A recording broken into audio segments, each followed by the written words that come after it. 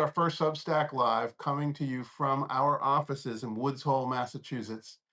I have had this office here for like I think it's more than 5 years now. We've been had an office for Ground Truth here. This is where we based a lot of our climate change coverage. Woods Hole is an amazing center of expertise on climate change, and it is a place where uh, you really are surrounded by some of the world's top scientists on climate change, an issue I care a lot about that's connected to the Middle East, but not what we're talking about today. But I'm also here because we're living now in Martha's Vineyard, and Martha's Vineyard is just across the Vineyard Sound here. That's why we're here in Woods Hole, and this is why we're going live from here.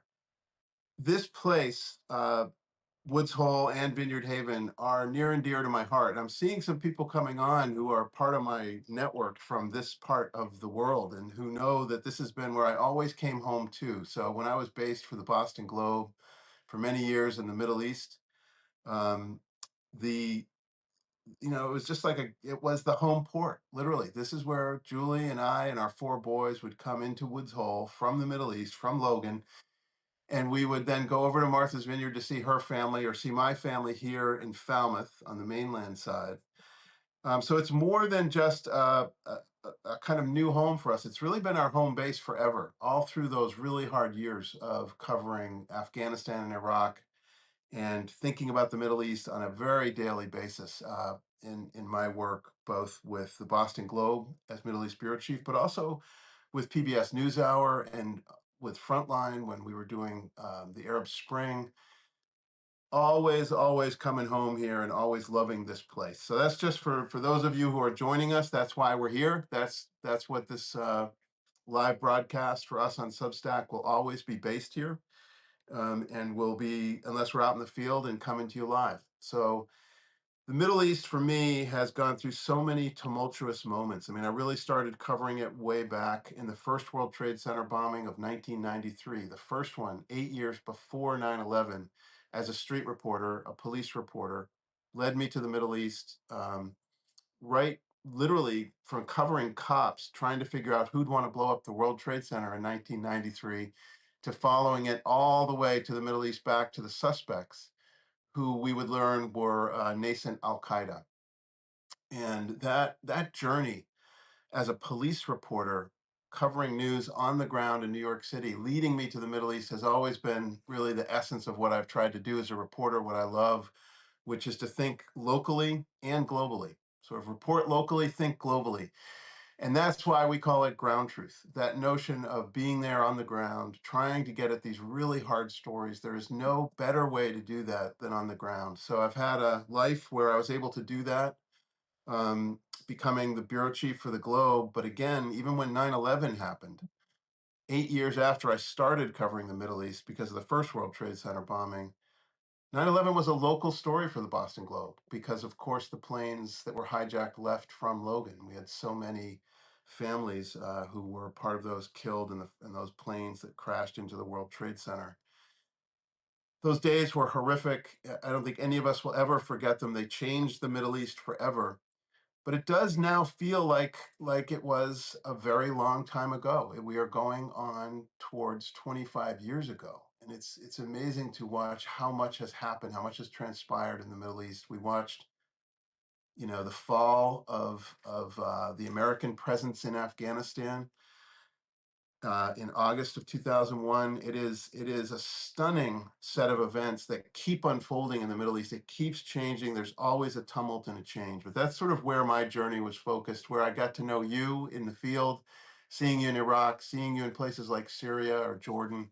And I just want to say that in all my years covering the Middle East, I truly don't think there was a colleague who I looked forward to seeing more than you. If I was checking into the same hotel or seeing you out on the streets, um, I always knew I was in the right place if Deb Amos was there because it meant that's where the story is. So, Deb, it's really great to see you. It's really great to have you join us here live on Substack Live. This is Ground Truth's Substack Live, and it's our first broadcast live.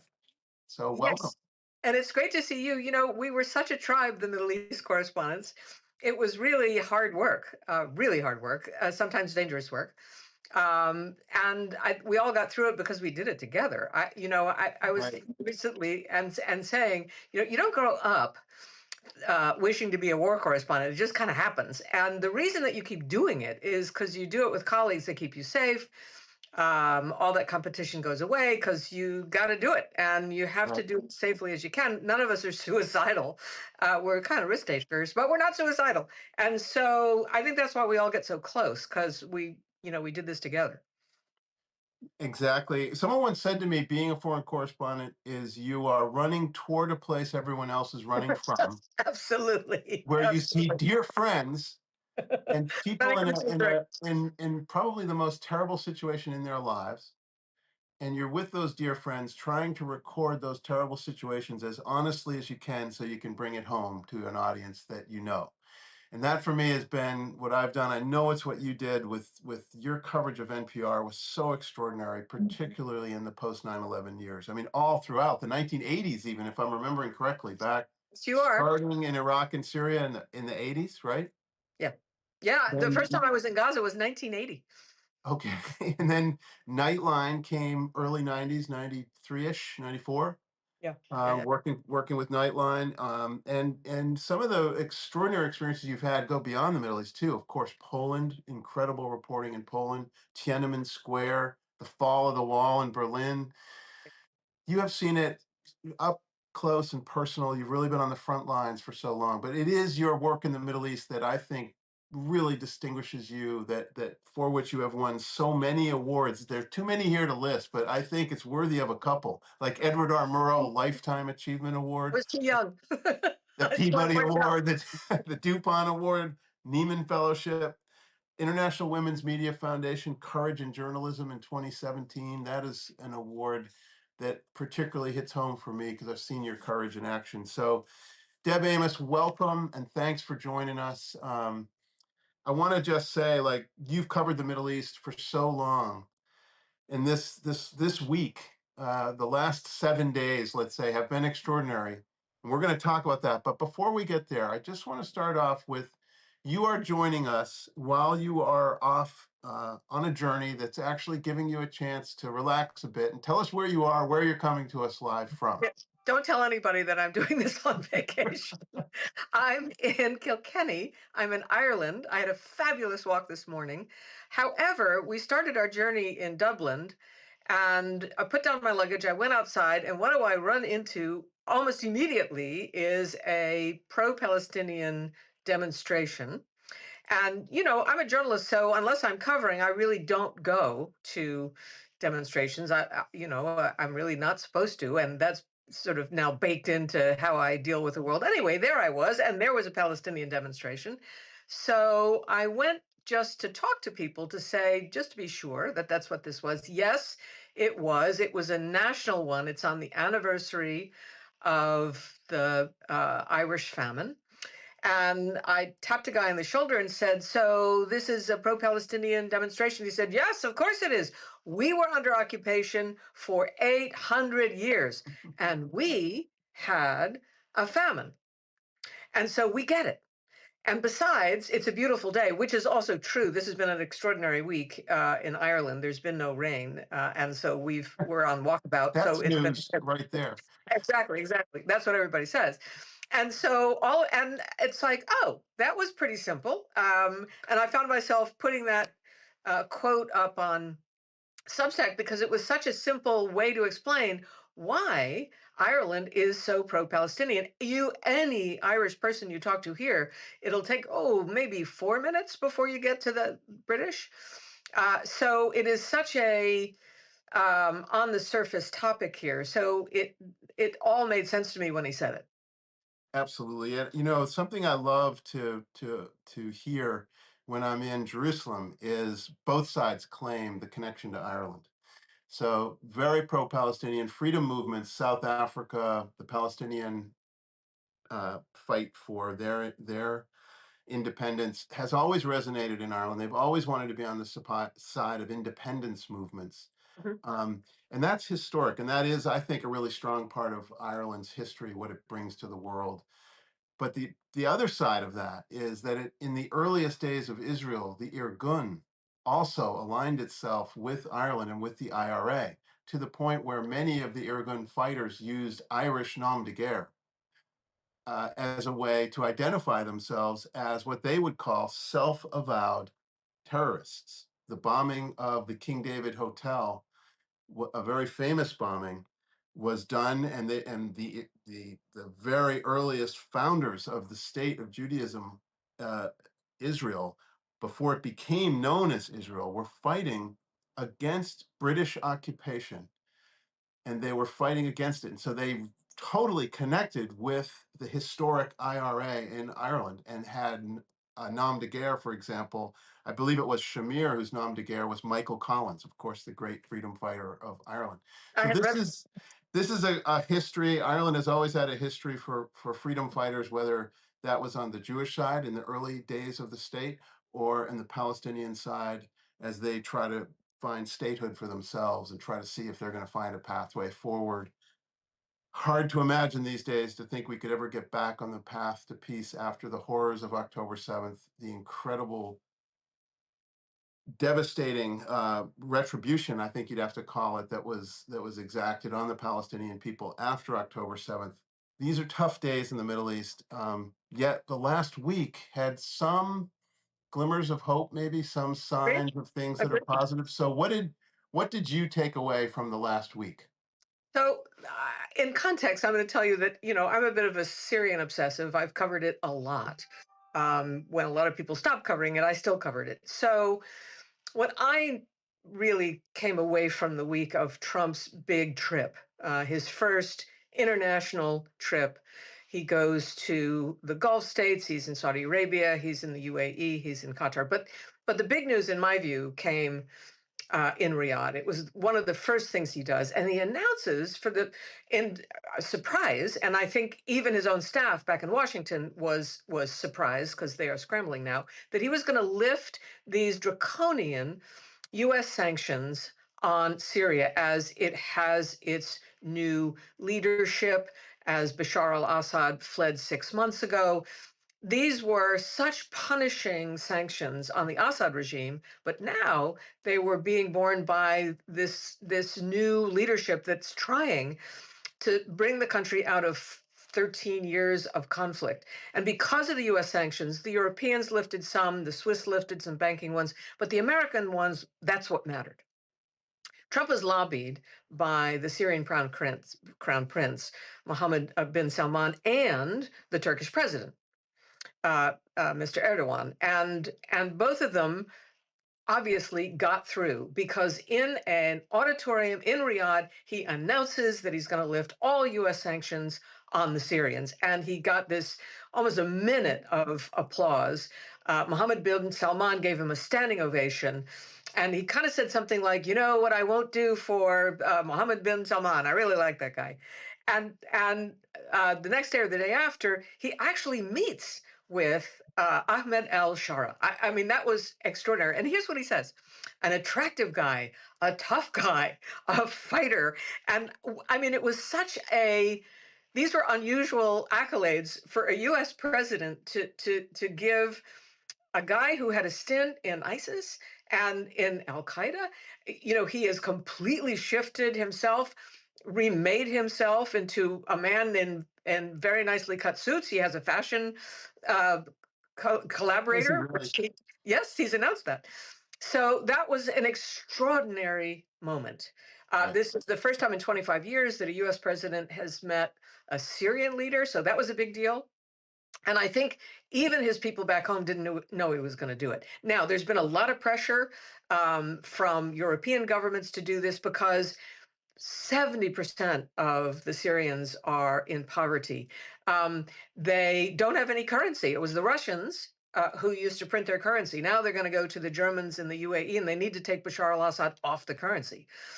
You got to stand in line all day for $20 at the bank, even though you may have more in your savings accounts. I've heard of people who've been there who have like peanuts in their in or a sports bar, and people beg for this kind of food. You can't fix your house because there's no way that you can get money into the country. And so when the announcement came, people just went crazy in Syria. fireworks. Tons of people came out in the street. People were crying. Friends have said I was in a cab and it came on the news, and my cab driver just started to cry. Mm, It was such wow. a huge and historic moment for Syrians because they've been, for 13, 14 years, they've been under bombardment. Many cities are just nothing, Right. and nobody can do anything about it. The Saudis and the Qataris also paid off their debt at the World Bank, 15 million. Doesn't sound like a lot, but it meant that they couldn't get any new loans. So you've got ease in the banking sector. Now they can take out some loans. The Saudis want to be, the big winner in construction contracts. So do the Turks. They have a border. And so I think you're going to see the Turks in that space. And, the Syrians, in my experience, are the most entrepreneurial Arabs on the planet. These guys, they know how to do business. And so everybody said, start your engines, gentlemen. Here we go. So it's a new day for Syria. And Trump kind of said that with, go and do good things, go and do big things. This is your start. I'm giving you your start. And so we'll see if there aren't some voices in the administration who try to put some spokes in that wheel, and there may be. But these couple of weeks have been a time of celebration, no doubt Yeah, about it. and it's been thrilling to see. I mean, for those of us who've been to Syria and know how beautiful it once was, I mean, watching the devastation and the rubble that is left from the horrific war that was fought there is hard to even imagine what Yeah. happened in Al Homs or and the other beautiful cities, the most really just beautiful architecture of the Middle East, I think, and culture and food and music and poetry. And to see Syria have a chance to bring that back, Yes. to kind of reclaim its place in the world is exciting. But there was something else that happened on this trip that was quite noticeable, and that is where Trump did not go. So he did Correct. do some very daring things. He did make some bold steps, but he also did not go to Israel, which is unusual for an American president. And I'm trying to picture that cabinet under Bibi Netanyahu watching President Trump talking to the new leader of Syria, who, as you pointed out, was formerly in ISIS, and describing him in almost glowing terms as someone who could hold the hopes for the future of Syria.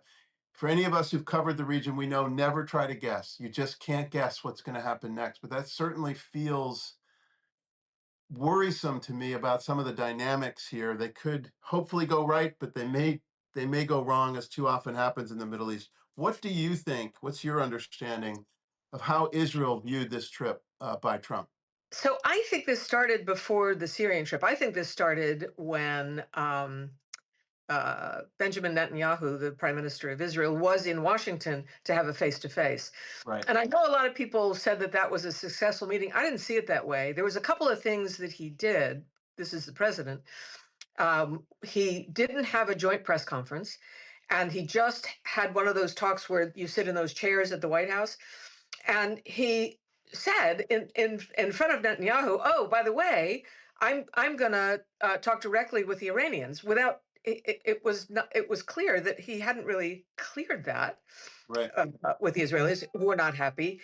Trump has also had direct negotiations with Hamas without talking to the Israelis. And as we led up to his trip to Saudi Arabia, there was a quote that I cannot get out of my mind in the Washington Post, where a reporter asked someone in the administration, "What? You're not going to stop off in Israel?" And he said, "Netanyahu has been here 700 times." And I thought, whoa.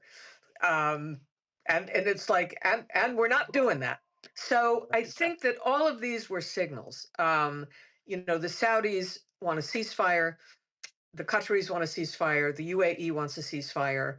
Um, Today, the three European nations also said we have got to have a ceasefire. The pressure is building to stop the war in Gaza. And I think all of these signals in the Gulf were designed to be read correctly in Israel. Let's get serious about this.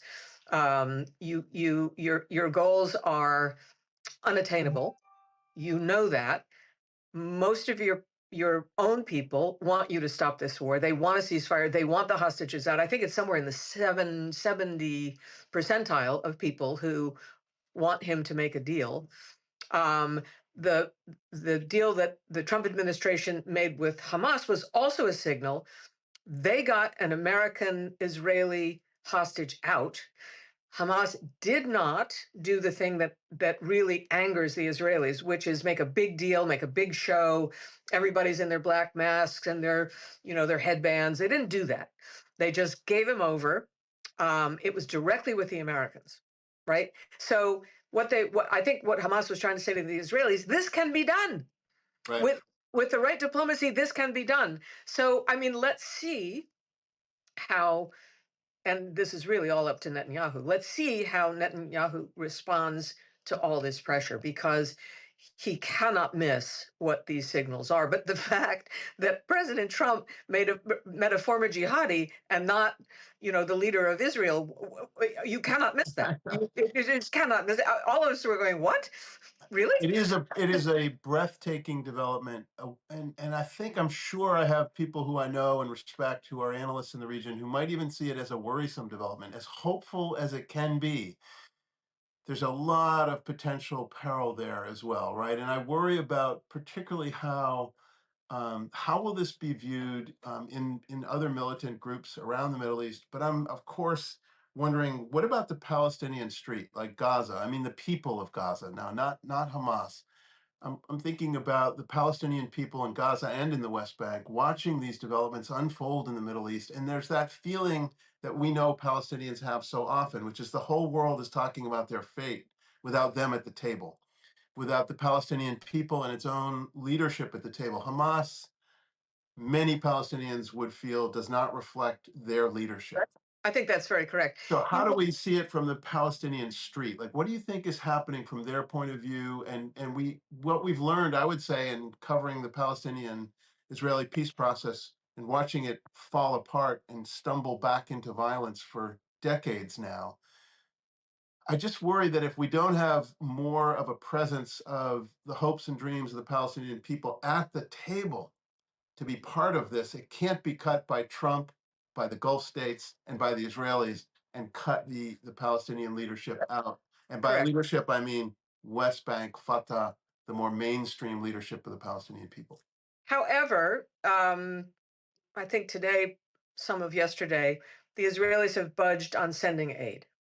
And they were adamant. And certainly Netanyahu's partners in the government, the most extreme part of his government, Mr. Ben-Gvir and Mr. Smotrich, are not happy that he has caved on. It's not a lot of aid. It's not enough aid. The UN is all saying, it is 1% of what they need. But I mean, we are close to serious famine in Gaza. Right. And Right. so that moved a little bit. And that was interesting to watch that. And it's Right. coming in over the next couple of days. I mean, people have nothing left. Right. Right. It's not, on the other hand, on the Syrian track, the Israelis have been very meddlesome in Syria. They warned against lifting the sanctions. They did not want that to happen. They made that very clear in Washington that they didn't want it to happen. They have been bombing Syria. They've been taking out any military, like in military bases. They've been bombing planes. They've been bombing tanks, everything that belonged to the Assad regime. But they've been bombing it, and they've gotten involved in sectarian politics inside Syria, in particular, the Druze community. There's two Druze communities. There's one in Israel. They serve in the army. They live in the Golan on the Israeli side. But on the other side, in a town called Sweda, that's where Syrian Druze are. And there's something like 700,000 of them, as opposed to something like 200,000 on the Israeli side of the border. And all of a sudden, Benjamin Netanyahu declared himself the patron saint of the Druze of Syria, and would say things like, "If you harm them, we'll harm you." It's like, what? What business is it of yours? Right. What is happening inside Syria? And now some of the other minorities, for example, the Alawites on the coast, said, "We want Israel to come and be our protectors." And so these signals were dangerous for a unraveling Right. of Syria. And I think what the Saudis and the Gulf states were saying to Trump is Syria has always been a linchpin state, right? And we were so worried about the linchpinness of it that we were even willing to normalize Bashar al-Assad again. We learned our lesson from the beginning of the Syrian uprising. Yes, we were the ones who funded the militias, and now we think the state is the state is the state. That's the golden ticket here. So they were willing Right. to bring Bashar out in the cold. Now that is not an option for them. Now they're watching this new guy who's got challenges all around him. And I think they must have convinced Trump in some way that this spiraling was dangerous and without a lifting of the sanctions. And, will that message go back to Israel? We will see.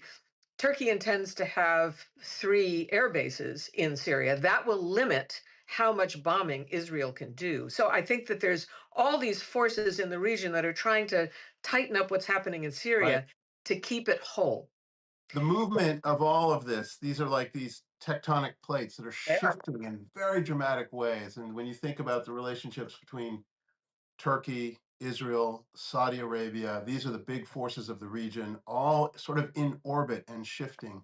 And there's always proxies, right? So there's always Israel thinking about, as it did in Lebanon and Syria, as the proxy presence they could have there, whether that's with the Druze or whether it's in southern Lebanon with the Christians of Lebanon. Yep. Um, this sense of things shifting, I don't think in my lifetime I've sensed sort of as much dramatic and surprising shift as we've seen, like almost within the last week. It's been one of Yeah. those weeks. I felt this. I want to caution my own optimism here because I felt this when the Arab Spring started to happen. We thought we were on the cusp of a 100-year event. I remember in Egypt with our colleague Jeremy Bowen, the Middle East editor for the BBC, with Christiane Amanpour, with you, with my dear friend who I miss so much, Marie Colvin, who was killed during the Arab Spring. All of us thought there is a revolution underway in Egypt. This is going to change the world. The tectonic plates are shifting, and we are in for a brave new future in which democracy will be resurgent in the Middle East. And to put it bluntly, that did not happen. So I'm gonna really throttle back on my eagerness to look for good news in the Middle East. I think we have to keep that edge. You always are so good at that. You see what's positive, but you see what's troubling. And the biggest and probably the most troubling area, I think, would have to be in the area of human rights. If Yes. we're going to think about the Israeli human rights that were violated on October 7th, the hostage taking, then the Correct. the response that Israel did in its massive and very punitive bombing of the Palestinian people. It did feel like many Israelis would disagree, but it's hard to argue with those who see it as collective punishment of the Palestinian people. More than 50,000 Palestinians have been killed in response to the attacks of October 7th. The idea of needing to find justice, needing to find some way for those who've been aggrieved, whose rights have been violated, whose human rights have been violated, to find justice internationally is one aspect of this. And Syria is one country where that pursuit for those human rights and to bring those who violated their human rights to justice has some movement, has some interesting things happening. You've been covering that, and I wanted to just get your thoughts on what are the chances of a sort of reckoning of human rights in the region, and maybe just starting with Syria? So here's an interesting note about Syria. Yes, there's a reckoning. It's just not happening in Syria. Right. So since 2024, when the first trial in Germany concluded, and a Syrian officer who had been in charge of interrogation, which means torture, in a prison in Syria. was convicted of crimes against humanity and given a life sentence. This was a trial under something called universal jurisdiction. And it has to do with something you signed up for if you joined the ICC. And all it really means is you can try people for heinous crimes. This is not for a traffic accident. These are terrible. This is crimes against humanity. These are war crimes. You can do it without it having to happen in Germany. So in that trial, there was a Syrian perpetrator and there were Syrian witnesses. And that was the opening of these trials in Europe. Today, there are 49 of them in 9 separate jurisdictions across Europe. There will be another one in Los Angeles in August, again, because the Americans passed a similar law. It's not, we didn't join the ICC and we didn't adopt universal jurisdiction, but Congress passed something that is like it. Here's a man who he ran a prison north of Damascus. It's called Adra. The charges against him are that not only did he approve of the torture, but there were times that he engaged in it. He came to Los Angeles in 2020 to join his family. And the particular charge against him is when he was applying for American citizenship, he lied on the application. There's one of those questions, it used to be, are you or have you ever been a communist? Now it's, have you ever killed anybody?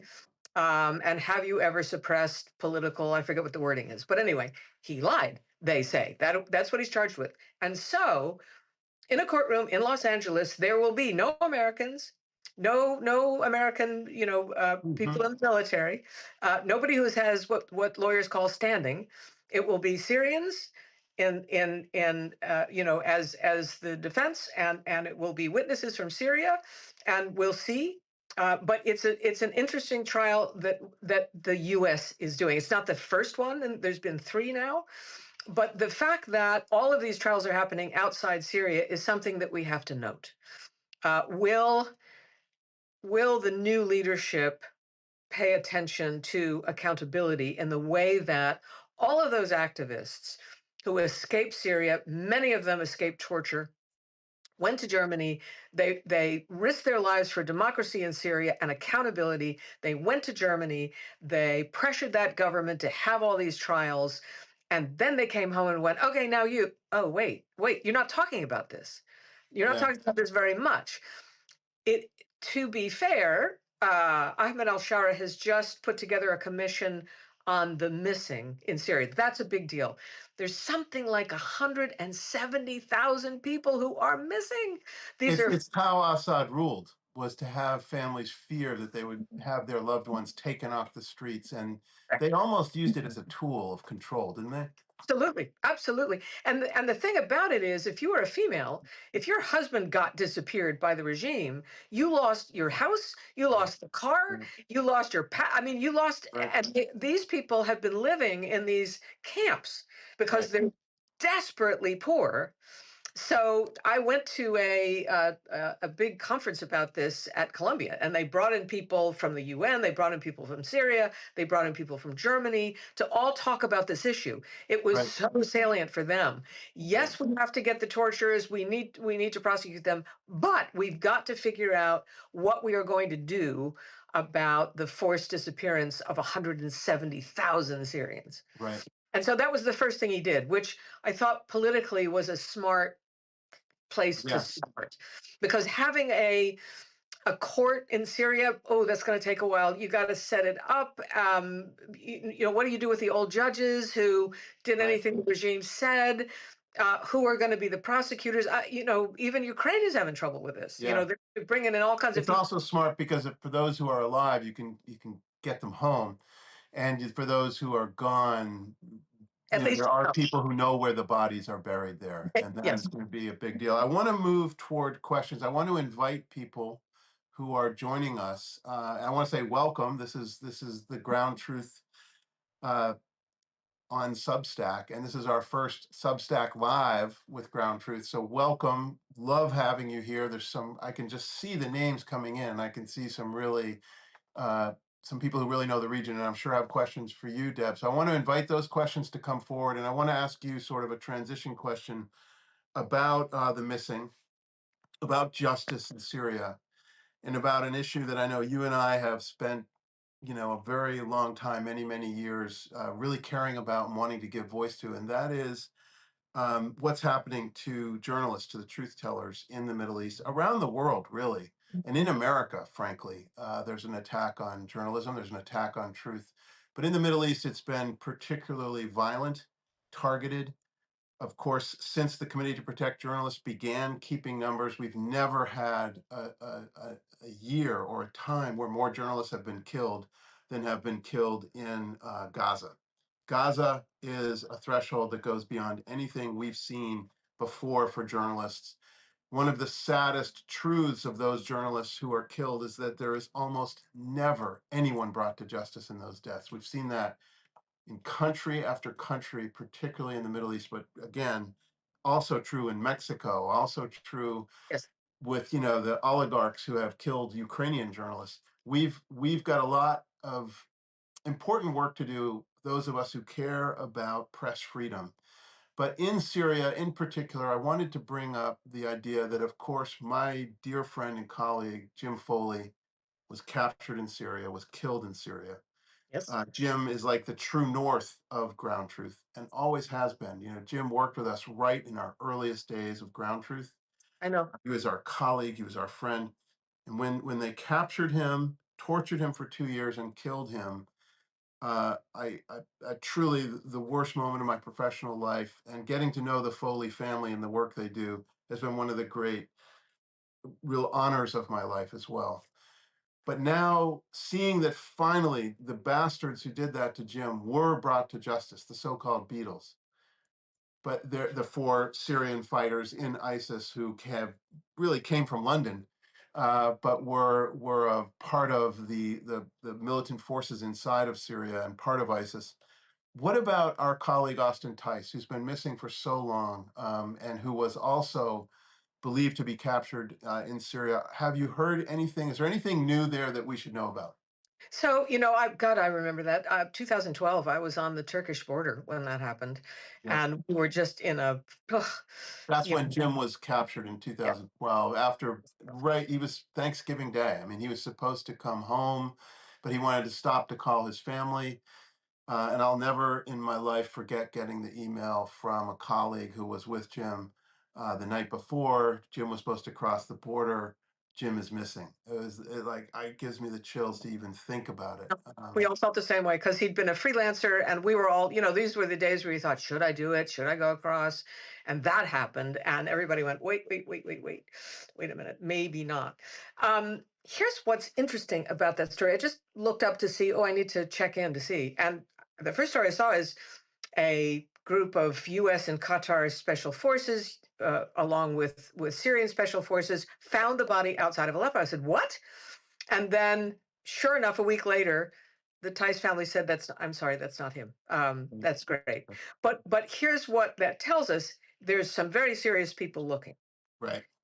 And also, here's something else that happened this week that made me think, And who have been looking for a long time. I mean, yes, those special forces that have been on the ground for both of those countries have been doing that for months and months, even potentially more than a year, really actively looking in these sites.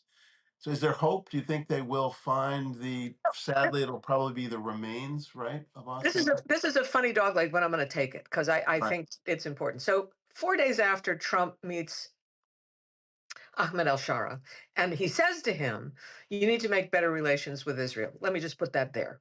Yep.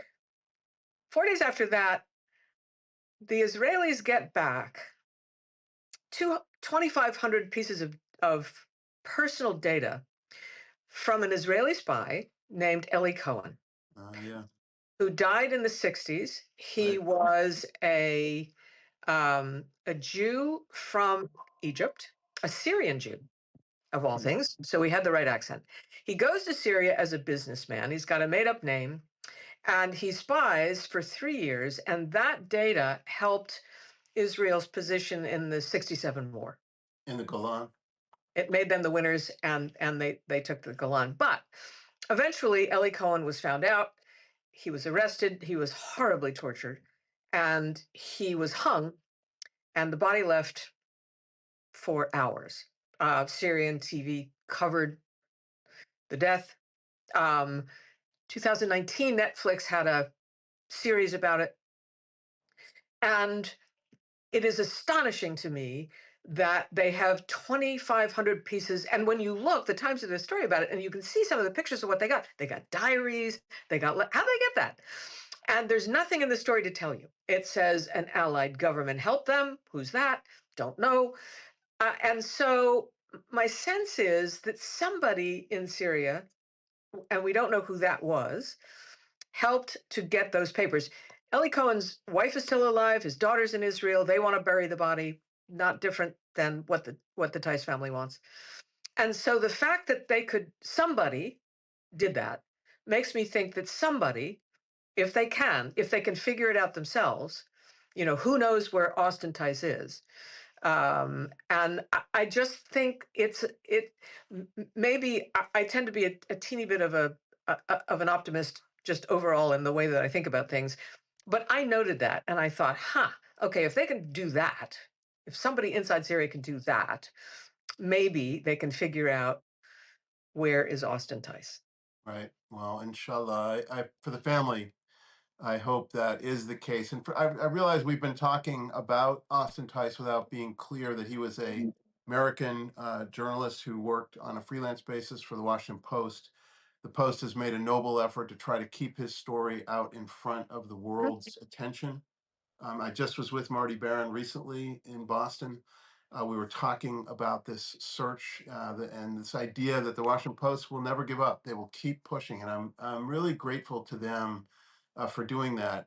As I know, the Foley family was so grateful to those of us who just never let up the pressure, tried to keep talking about Jim, keep his name there, and of course, it ended so tragically for the Foley family and for all of us who love Jim. But I would say with Austin, it's time to keep that pressure up. We have to find some way for justice to come here, or at least for truth to come out of where he was captured, how he was captured. Yeah. It's on the edge of it. And I would just say to all of you watching, I would say, let's be sure to keep that front of mind. All right, I want to turn to some questions, Deb. I've been hogging all these questions because I've wanted to be talking with you this week so much to hear your take on this. For those of you who joined us before, I introduced Deb Amos, the legendary correspondent of National Public Radio for so long, dear colleague, dear friend, someone whose work I admire greatly and always have. To have a chance to talk with you is extraordinary. So for all of you who have questions, please bring them out. We have a couple, and I wanna share what those questions are. One of them was about the future of Lebanon. Someone asked a really good question, which is, of course, as these plates move. We talked about the tectonic plates shifting. Lebanon is so fraught. Lebanon is always so connected to what happens in Israel. So, what happens to Lebanon? What's the next step there? Well, I think that was the Saudi and certainly the Turkish concern about Syria unraveling. Right. That Huge it, Syrian refugee population in Lebanon, which yep, and is in very Turkey. much front and center. But here's the other thing, and this tells you why it can happen. So there was some sectarian tension on the coast. Alawites in Syria are a minority, but a favored minority, certainly under the term of the Assad father and son. Right. And there was a remnant on the coast of Assad loyalists who essentially were staging a coup on the coast. There were 39 attacks against government forces. That's how it began. And then there was a bloodbath. So those rebels killed Alawites because they didn't want to be loyal to them. And government forces killed Alawites because they don't like them.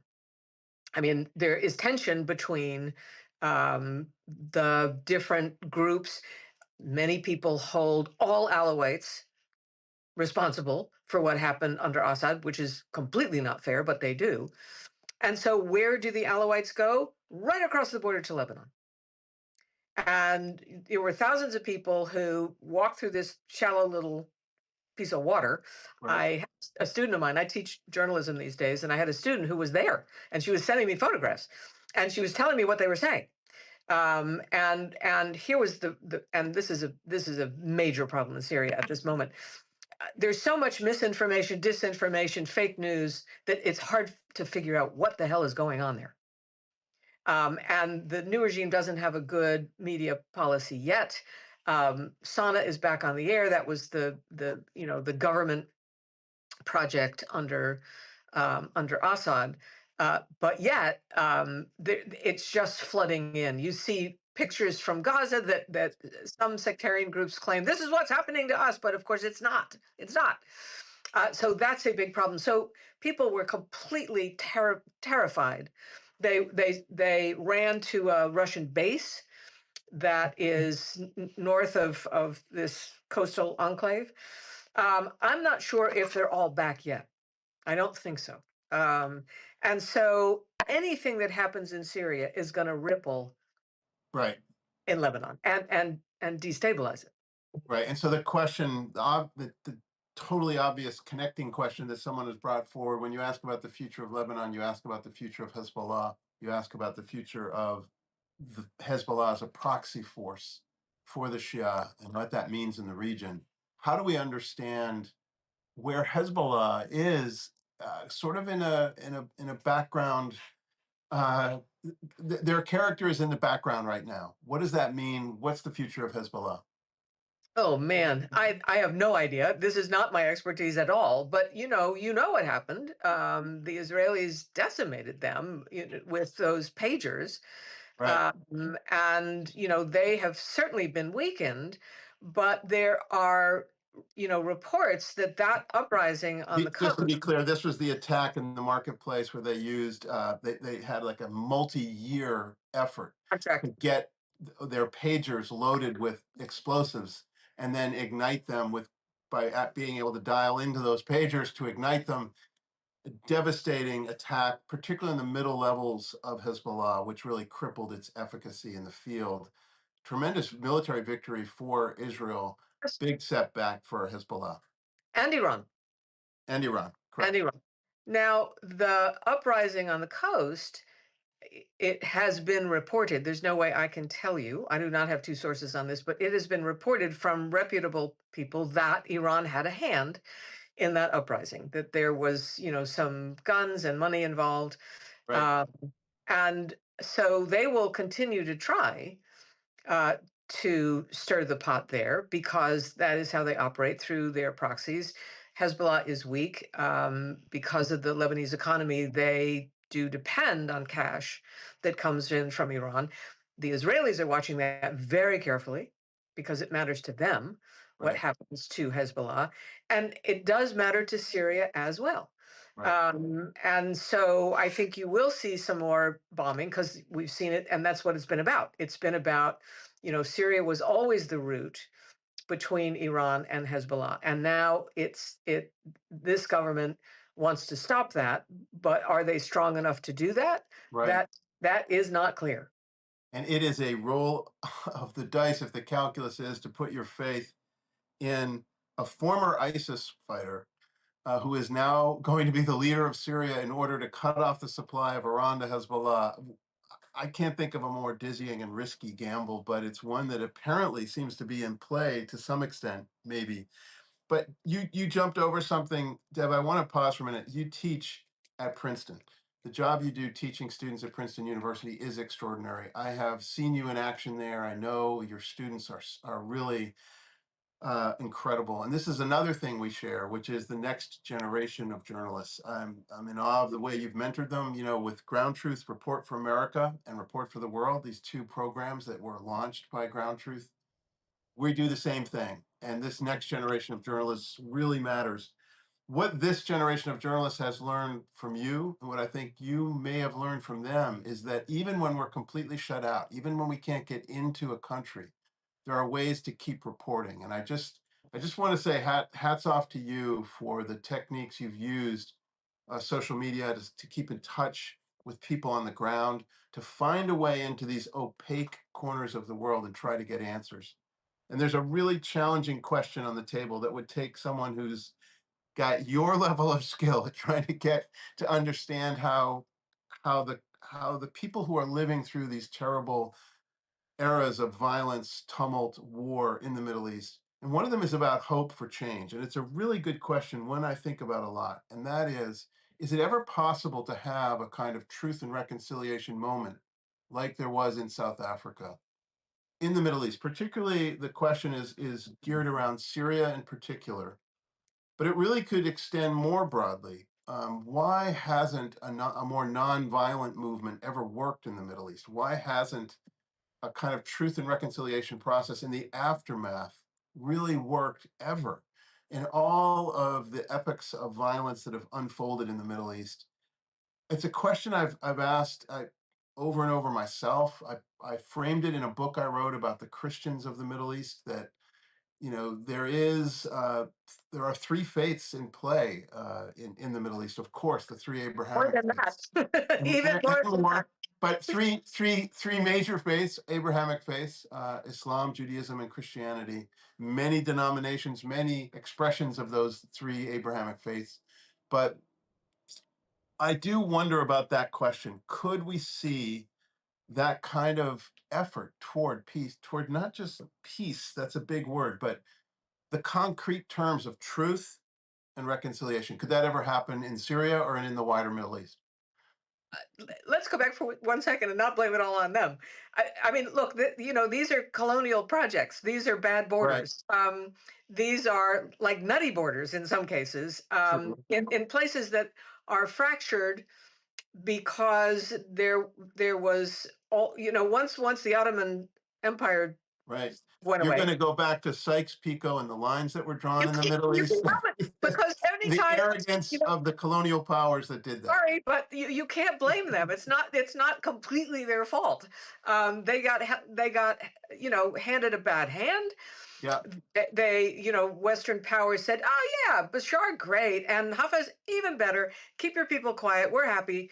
And so it's not their fault. We went to Iraq and said, "Ah, yes, we're going to bring democracy." Oh, I'm sorry, no, we're not. Um, so this is a joint responsibility and so to ask, will these people ever have truth and reconciliation? They have to get past their past, and that's really very hard. um, they weren't they weren't handed the best deal. Let us see. I mean, look, the Syrians. One of the things that I wanted to talk about today is this idea that Al Shara and his pals they're going back in history, right? Right. This is Islamic history, so let's just do it a Right. teeny All bit. right, Deb, one little quick timeout, which is to say, yes, it's colonial past, and there are people who are, I don't know if you can see, but there are people who are really agreeing with that point, that this is a colonial project in the Middle East. We have to see it that way. True, but hey, Africa was a colonial project. South Africa was a colonial project as well, and it did not stop the hatred, the animosity that existed in the racist apartheid regime. Finally was confronted enough Correct. by the majority that they came forward and found a way to create a dialogue, and their faith, shared faith, was in the middle of that, and it challenged them in ways they were able to find some common ground. They didn't have So oil. yeah. They didn't have oil in Africa. True. They They had didn't. diamonds, They which had are, time are the to say. are the next best thing to a capitalist. And so, American policy was to make sure that the oil flowed and at a decent price Right. and to protect Israel. And those were the two major things. And everything else kind of went by the wayside. We put up with Saddam Hussein for years, for decades. We knew that he was, using chemical weapons against the Kurds. We knew. We just lied about it. And so, when you live there, you know that Syria is a very interesting example. How close churches are to mosques. If that was such a tight and terrible relationship, you couldn't do that. And so when times are calm, Muslims and Christians, they get along in Syria. In fact, I was there a couple of years ago, and all of a sudden the Muslims thought, "Oh, Christmas lights, what a great idea." And so they started doing Ramadan lights that looked just like the Christian lights. And instead of having Santa or Jesus in the middle, it was like Muhammad. and it just made me laugh. It's like, Yeah. yeah. I mean, those. So if you're there, you see Right. those things. Totally. And this is a texture that I always am so sad people don't see, is the way the religions have lived together, in really deep ways. And you can see it if you're in Jerusalem on a Friday, and there are particular places in Jerusalem on a Friday where you have you know Jews from mostly from the Orthodox parts of Judaism are rushing to Friday prayers at the wall. Muslims are rushing to midday prayers in the mosque, and Christians are doing the way of the cross, right? The Via Dolorosa, all of that converging on the same cobblestone streets within 15 yards of each other, in some of the entrances and exits that they're observing. Um, you do see that togetherness, but what I've never seen in the Middle East, and it is the saddest thing of all, is some way for truth and reconciliation, or some form of, if it's informed by religion or whatever informs it, to get a dialogue going around this. So, And the leaders wouldn't allow it. It would have been impossible under the Assads. Impossible. It right, would have been impossible under Saddam. right, Um, all the autocrats in the region simply wouldn't have allowed it. Would the people like to do that? Yes, I think they would. But we now have to wait until we get a leadership that will allow it. It is possible in Syria. If they don't, they will not survive the sectarian tensions in the country. They're going to have to. They're going to have to figure it out. They are trying to do that. They sent investigators out to the coast to figure out, what happened. They haven't published it yet. They haven't talked about trials yet. right, Um, they haven't even talked about elections yet. But I right, think that they know that they're going to have to do that. They have named Christians in the cabinet. They named a woman in the cabinet. right. Um, so they're trying to send signals. They are. Yeah. And Um, Lebanon, with the Taif Accords, offers some roadmap for how to have different faiths come together, different ethnic expressions, all the different histories of Syria and the different histories of Lebanon, can kind of, there can be an architecture that tries to build a structure that brings them all together. It it almost worked in Lebanon, and in some ways you could say it did work, and in other ways you could say it was poorly designed architecture, and it fell apart right when it was most needed. so here's the problem with their structure. You know, only a Christian could be the president, and this was all based on a Right, constitution that was written in the 40s, that was based on a census that they haven't done again, because they'd find out what they don't want to know is there's not right, enough Christians to support that. You have to be a Christian to be the head of the army. You have to be a Sunni to be. So what they did is they allocated jobs based on right. sectarianism. That's a terrible idea, a really terrible idea. So And we don't think Syria will repeat that mistake, or we do? um, already not so formalized. That's the problem with the Lebanese constitution. It is so formal that the Syrians have to, like, who's it going to be this time? That guy or that guy? And that is what happens. And so I don't see Al Shara moving in that direction to Right, have it be so structured. Look, we don't even know what the Constitution is. We haven't had a vote. They're not going to have one. I right. mean, all this has to work itself out. So, ask me in a couple of years and I'll tell you, but I can't read. I could do a lot of things, but reading the future, I don't have that skill. Not anyone who's covered the Middle East knows better than to try to do that. I But know. Deb, there's a piece that you sent to me, that really captures this sense of how layered history is in the region and how much it's in play. When you go up into the West Bank and you start talking to either the Israeli or the Palestinian villages, you can begin your conversation in Second Temple Judaism or earlier. You can go all the way back. You can go forward all the way to 1967, or you can go back Yes. to 1948, and you often are going back and forth through time. But I was very interested to hear the new Syrian leader referring to history in a very complex way. That we have exactly 8 minutes left before we have to say goodbye. But I think it's an interesting an interesting piece you sent me about the Umayyads and about how do we understand this leader in its historical context. How does he understand himself, and how does he present it? You know, Could you dare to take us there and try to yeah, walk everyone through I'm going to that? try to do it fast. I think I can do the cartoon version.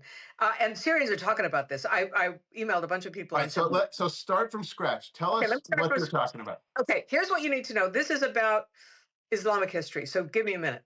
So Muhammad dies. He's in Mecca, Medina. Muhammad the Prophet dies. The prophet dies, and the next guys on the block are the Umayyads, clans, tribes. They set themselves up in Syria.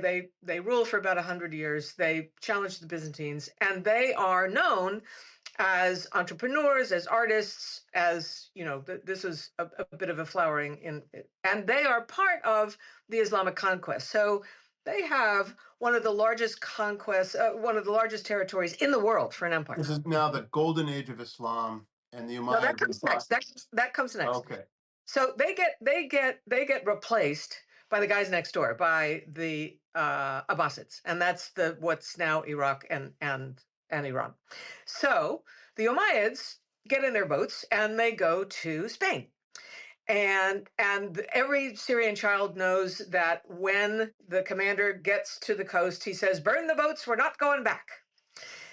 So they arrive in Spain and they set up a new I empire. would say the same thing if I arrived on the coast of Spain. Well, they didn't have anything to go back to because the Abbasids had like elbowed them out of a position of power. Now they rule for 250 years, about that, and it is the most tolerant um, uh, empire. Jews are there, Christians are there. Everybody can do their own thing. You got to pay a tax if you're not a Muslim. If you want to be a Muslim, you can, but you And don't have to. huge advancements in mathematics and in science and in art, Science, art, poetry. that's the golden age. That 250 years is the golden age. Anyway, okay. So all of a sudden, the new guys, Al Shara, they're talking about, and his people around him are talking about, we are the new Umayyads. That's a little troublesome in the region for this reason. The Umayyads were the guys who make the Sunni Shia split, right? Right. So Iran hears Umayyads is like, oh, yuck. Weren't those the guys that killed Hussein, who's the son of the? That's too complicated. Let's not go there. It was Anyway, the direct bloodline of the Prophet, and who they believe would be. I think I have that right, but I may not. But I thought that was the idea, so was that it was direct lineage. so Ali is the caliph. He wants his son Hussein to be the next guy. Right. All the Thank you. Sunnis say, Right. no, no, no. We have to have the best guy, not the son of the best guy. Right. And that's the split between. That's one of the splits between the Sunnis and the Shiites. Anyway, so the Iranians don't like them. The Alawites don't like the Umayyad brand. But it's a very clever thing to do. And there's this very smart guy, whose name, let me look it up, Malik Al Abdi. He wrote this Yeah. piece That piece was extraordinary. The same way that was published. just recently, Yeah. like last week. And what and the comparison he made is when a poor Sunni hears that we're the new Umayyads, it's the same thing as Alabama and MAGA. It It's is Make just America Great Again from the Umayyad perspective. exactly, and it's make Syria great again. Let's all be neo Umayyads. I know it's a little complicated, but it Right. doesn't matter. Just think about this: it's populism, Syria style. Right. Trump understand it and back it. And that's what Right. they are sort of doing. Now, the minorities are not going to like it too much because it's Sunni nationalism, it's Sunni triumphalism. Right. But the country is a majority Sunni country. And And it very comforting to the Saudis, and that's why we very saw the royal family so smiling with approval of the new leader of Syria. you bet. But I mean, the good news is the Umayyads were religion. That's fine, but let's not get carried away. Right. They were very pragmatic people in how they dealt with things. As I said, you want to be a Christian, fine. Tax, good, thank you. And so you can see why they're doing it. You guys have been under pressure of these Assads for so long. You need an identity. So who will you be? You will be the Neo Umayyads. I mean, it's not great if you're a Christian. It's certainly not great at all if you're a Shia. or an Alawite, which is an offshoot of Shiaism. But it's great if you are in the majority of Sunnis who always felt themselves under this leadership of the Assads, which was this minority coalition. You didn't like us, you made us miserable, and now we have this guy, and we are the new Umayyads, and it's, as a branding operation, it's pretty clever. Apparently, when they went to see King Hussein in Jordan, it was like the the Hashemites meet the Umayyads, who would have known each other in history, and so I think they are playing with this concept. In the Middle East, there are many countries who come from, long um, dynasties, and they are very comfortable in who they are. The Egyptians are so comfortable in who they are, they can be funny. And the Iranians, that was the Persian Empire, they know who they are. I think the Syrians in the last century did not.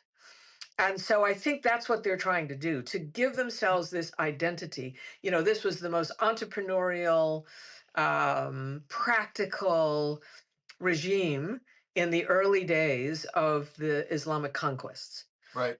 And the Turks do it. They are neo Ottomans, and they get a lot of mileage out of that. So it is a familiar Middle East strategy. And when the first time I saw it, I went, "Wow, that is really interesting." Right. And that's why I sent you that article. I said, "You got to read this." I I loved think it. it's And I something. have to say right now, we're going to have to point people to read it. We're going to say goodbye to everyone. We're right almost at time. We're going to end a little bit early because we're supposed to. And I want to thank everyone. We had 61 people here listening to these great Right. answers. Thank you, Deb.